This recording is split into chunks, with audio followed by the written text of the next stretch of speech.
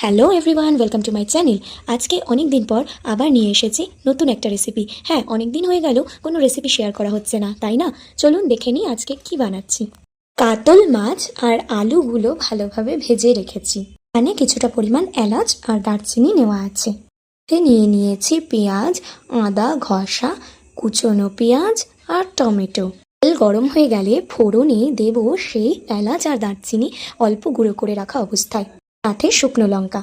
তারপরে কুচনো পেঁয়াজগুলো দিয়ে দেব ভালোভাবে লালচে হয়ে ভাজা হওয়ার জন্য। পেঁয়াজ লালচে ভাবে ভাজা হয়ে এলে ঘষে রাখা টমেটোটা দিয়ে দেব।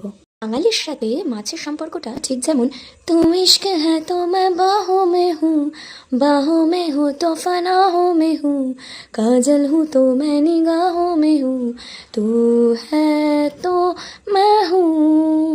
পেঁয়াজ ঘষাটা কিন্তু এবারে মশলার সাথে মিশিয়ে দেব। আর হ্যাঁ, ভাঙা গলা নিয়ে গান করলাম বলে প্লিজ ছাড়বেন না।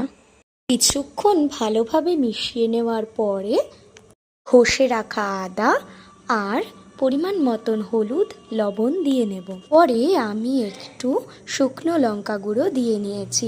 আপনারা চাইলে সাথে কাশ্মীরি মির্চটাও দিতে পারেন। পরে পরিমাণ মতো ধনে গুঁড়ো আর জিরে গুঁড়ো দিয়ে নেব। খুব বেশি অতিরিক্ত জিরে দেইনি, তাহলে কষতে অনেক সময় লাগে। ঠিকঠাকভাবে মেশানো না হলে কিন্তু খেতে বসার সময় কাঁচা জিরের গন্ধ আসে, এই জিনিসটা একদম ভালো লাগে না। আরে বেশ কিছু কাঁচা লঙ্কা দিয়ে দিয়েছি, তবে হ্যাঁ, গোটা অবস্থাতেই রেখেছি যাতে খুব বেশি ঝাল হয়ে না যায়। আবার যার একটু বেশি ঝাল খাওয়ার অভ্যেস সে সেটা নিয়েও নিতে পারবে। এতে যখন পাচ্ছি যে ভালোভাবে ভাজা হয়েই এসেছে, এবারে হ্যাঁ, আর একটু সময় নিয়ে কষানোর জন্য খানিকটা জল দিয়ে নেব। হ্যাঁ, তারপরে কিন্তু আর বেশিক্ষণ লাগবে না। ভালোভাবে আলুগুলো একে একে ছেড়ে দেব যেগুলো ভেজে রেখেছিলাম, আর তারপরে জল দিয়ে ভালো করে ফুটিয়ে নেব। যতটা সময় দিয়ে ফোটাবো ততই ভালো। খানিকটা ফুটে এলে আমি একে একে ভেজে রাখা মাছগুলো দিয়ে দেব। তারপরে আর একটু সময় আইস করে ফুটিয়ে নিলেই যত সুন্দর ফোটানো হবে বা রান্না কষানো হবে তত সুন্দর কিন্তু খেতে হবে।